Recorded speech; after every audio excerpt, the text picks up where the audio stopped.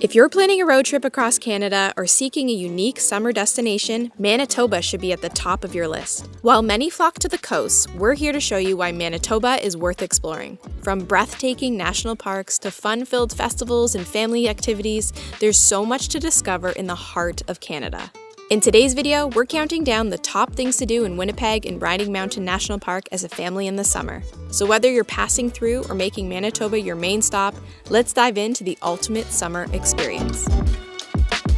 We're at the Forks, which is the #1 tourist spot in Manitoba. It brings in about 4 million tourists each year. There's so much you can eat here. There's a lot of different types of cuisine, from casual to more like fine dining. There's craft beer, there's a wine kiosk, there's little shops. So much is here, and that's why it attracts so many people every year. Guy, why did you get pizza? Because I like pizza. Yummy, yummy. Thumbs up? Fish and chips. Got some cod. Oh yeah. I don't need to explain it, it's just good fish and chips. I went to the Mexican place, and the whole menu is gluten-free. Everything, even the battered cod. To have battered fish gluten-free is everything.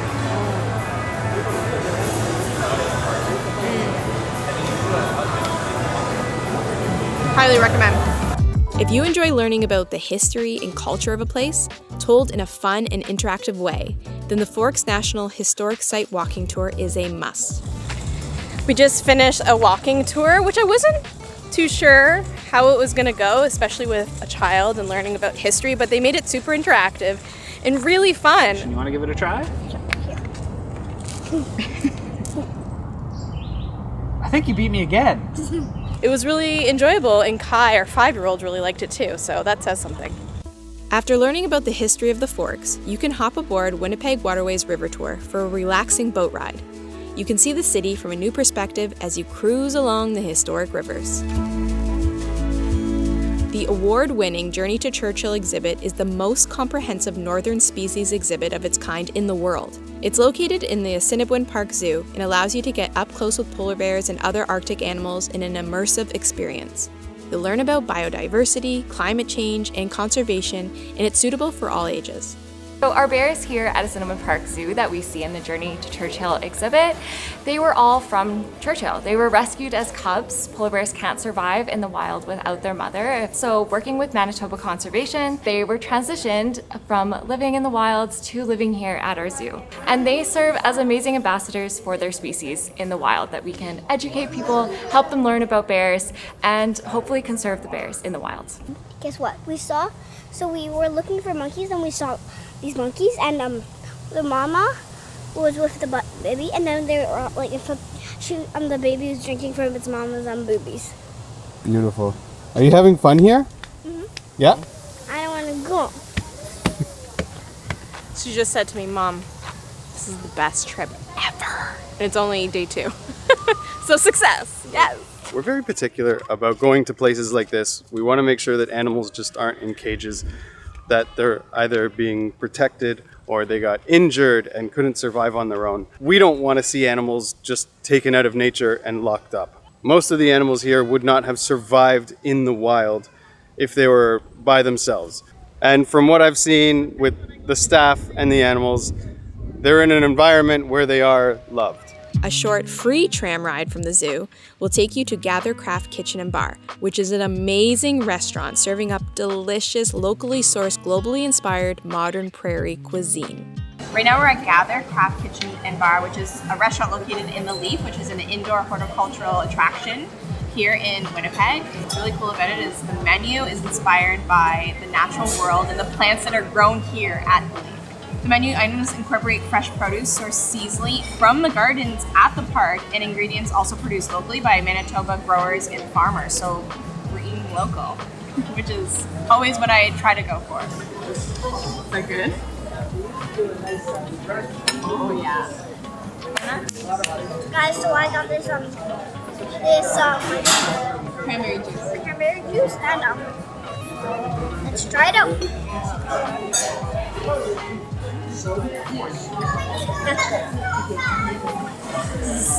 An epic salad. I am thoroughly enjoying the salad. It is one of the best salads I've had in a long time. It's so fresh, so flavorful. The fact that they like seared the kale and it has like a smoky flavor, it just like takes a salad to the next level. It's so good. After eating at Gather, you can walk about 10 feet and you'll be at the Leaf, which is an indoor horticultural attraction where you can walk through the lush gardens and experience different climates under one roof. This is one of the most impressive buildings I have ever seen. It's gorgeous. And I love that it's just sunlight that's heating this place to turn it into a tropical environment. And I love walking through here after eating at the restaurant and seeing the ingredients that we just ate, especially the tropical ones. Jackfruit bananas, that doesn't grow in Canada, but it does. Another indoor activity you can do in Winnipeg is the Manitoba Museum for an educational journey through time with interactive exhibits and interesting displays. One place you definitely cannot miss while in Winnipeg is Lower Fort Garry National Historic Site, where you can step back in time and experience what life was like in the 1850s in the Red River Valley. Oh, we have to cross this bridge, which will take us back in time to 1851. In order to get back in time, though, we have to hop across like bunny rabbits. Can we do that? Okay, ready? Let's go. I think we made it. Yay! Whoa, feeling different. We've just stepped back in time and it was so fun to actually have such an interactive experience. People are dressed how they would over 100 years ago and they're doing like the daily work they would have been doing. So you get to just like kind of witness it and feel like you've actually traveled back in time. It's so much fun. With the roar of well-fed fires and 40 degrees below.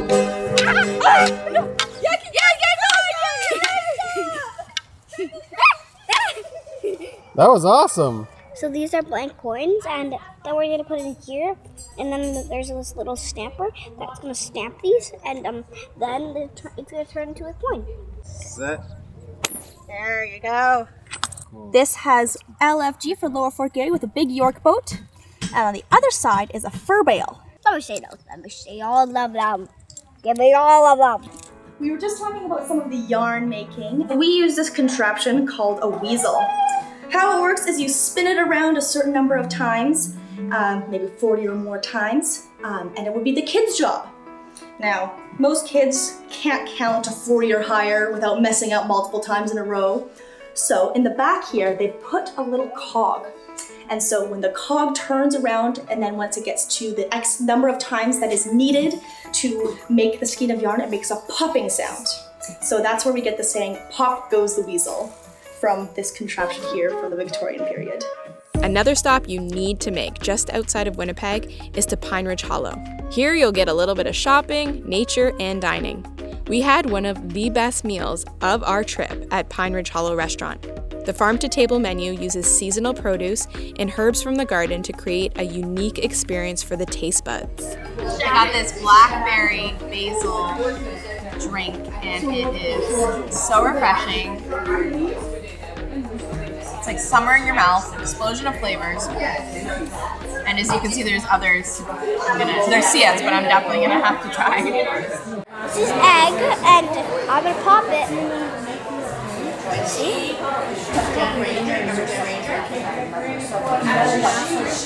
Yeah. I got the tomato salad. It has different types of tomatoes. The red, some yellow and purple with fresh herbs, some Parmesan cheese, and this pickerel, fried pickerel on top. And everything is locally grown or sourced.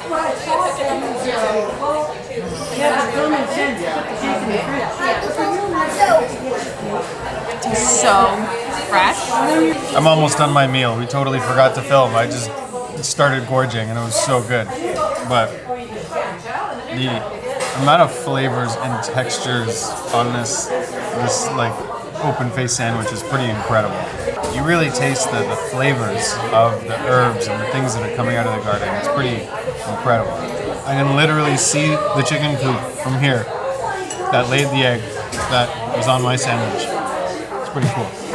If you're coming to Manitoba in the summer, you should really book your trip around Winnipeg Folk Festival. This summer tradition fills Birds Hill Park with great music, vibrant energy, and a sense of community. Featuring a diverse lineup of artists from all around the world, this festival is more than just music. It's a celebration of culture, creativity, and togetherness. This was our first time at the festival, but definitely not our last. We are spending the next couple of days at Winnipeg Folk Fest, which is very exciting. We've been really looking forward to it because there's some artists that we are super pumped to see. Plus so many new artists that we're gonna discover. There's a whole children's area. And we're about to go in and see it all for ourselves. What I like about music festivals is hearing bands or performers that I've never heard of before and just being like surprised and like wanting to like listen to more of their music afterwards. That's happened so many times, and now those artists are my favorite. So it's just like about discovery. There's a lot of food vendors here, and there's all different types of cuisine, from like Indian to these savory or sweet crepes. There's bagels, ramen, variety of food, and this is my first taste of any of it. It's delicious. I got a gluten-free crepe. This is a savory with tofu and pineapple and peppers and spinach and teriyaki sauce, and it's delicious. We stayed at the Delta in Winnipeg, which had a pretty nice outdoor rooftop pool. And each day we drove to the festival. But there's also an option to camp out at the festival, which many people do. Winnipeg Folk Festival, day 2. It's Saturday today. I just learned how to do cartwheel. Look, you can watch. See? Nice. I've been really enjoying this festival. I love going to new festivals and seeing what the vibe is. This one is very laid back. It's a mix of all different ages, but a lot of families with smaller kids, and everyone's just enjoying the music, the environment, the food, the activities. And one thing I definitely have to point out, after going to several festivals, the porta potties are clean. People are respectful to keep it clean for the next person. I really, really appreciate that, because that's always my least favorite thing about a festival. There's also proper etiquette around how high your chair is. There's a chair height rule. So those normal camping chairs you see would be too high. It's got to be one of the low back chairs so that you're not blocking everyone's view. And the right of every stage is the dancing area, all the way from the front of the stage to the back, so that if you want to sit, you can sit up close. If you want to dance, you can dance up close.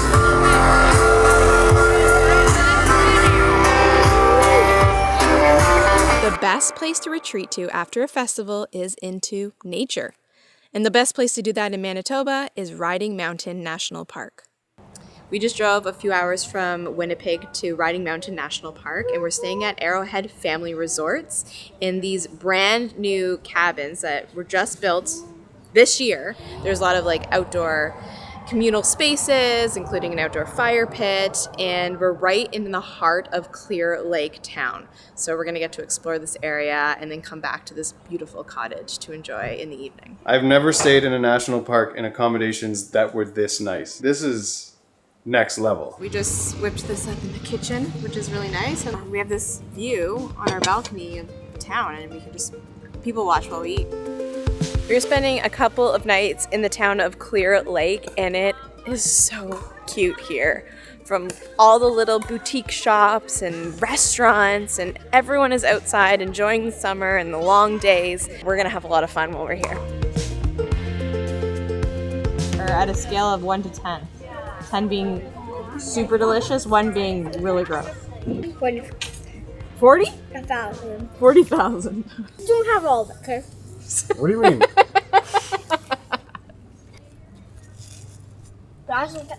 I'm insanely jealous right now. This is That's pretty cinnamon good. bun is what they're known for here. We were told to come here specifically for it, but it's not very gluten friendly. But I can live vicariously through you guys. And I got a pecan butter tart. Delicious. Canadian cottage country wrapped up in a sweet. Whoa. Sweet, but a lot of flavor.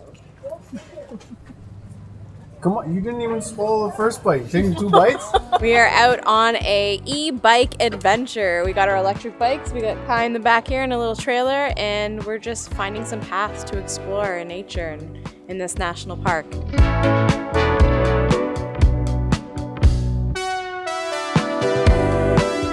you found a coin today and were visiting a wishing well, what were the chances that you would find that coin today? That's pretty magical. Make a wish. Close your eyes.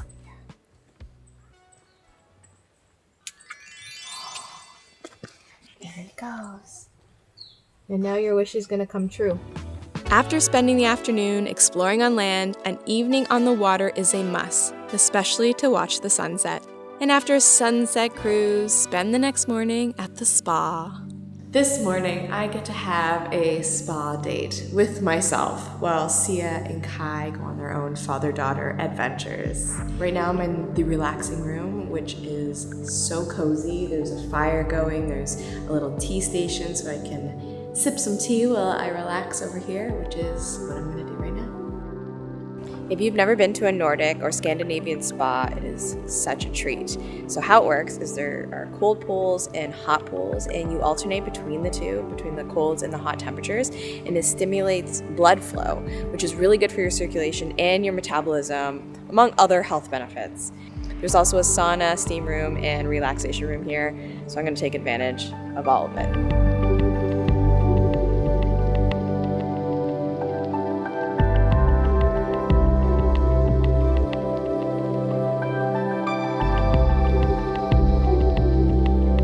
Now, you cannot leave Riding Mountain National Park without taking a self-guided evening driving safari at Lake Audie Bison Enclosure for an up-close look at these majestic creatures.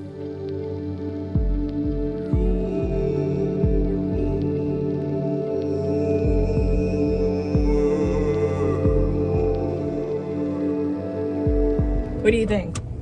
It was a very good experience. Totally. We saw baby bisons. How many did you count? 5? 9. 9? That's so good. That's so good because bigger population of bison is a good thing. And if some of them die, then just new ones come back. Right. That's Because the babies come. They're so beautiful, just like seeing them in their natural habitat. A good time to come here is either in the really early morning or in the evening when it's not hot, basically, because when it's hot, they just like stay in the shade and they don't come out. But in the evening, we started seeing them around like 7:15 p.m. and they just all started coming out towards the road. So that is the time to come here. Our trip has come to an end and we're packing up our bags to drive back to Winnipeg before our flight. This trip has been so good. And if you are planning a cross-Canada road trip or just thinking, where can I go in Canada to have a nice family adventure? Manitoba. I highly encourage you to come visit Manitoba. It's totally worth it. It's so much fun. And speaking of summer road trips, spending time in Canada, we have more cross-Canada adventures for you to go and check out to get some more ideas for your own trip. This place is so good and I cannot wait to come back to explore even more. So we have to come back and we will.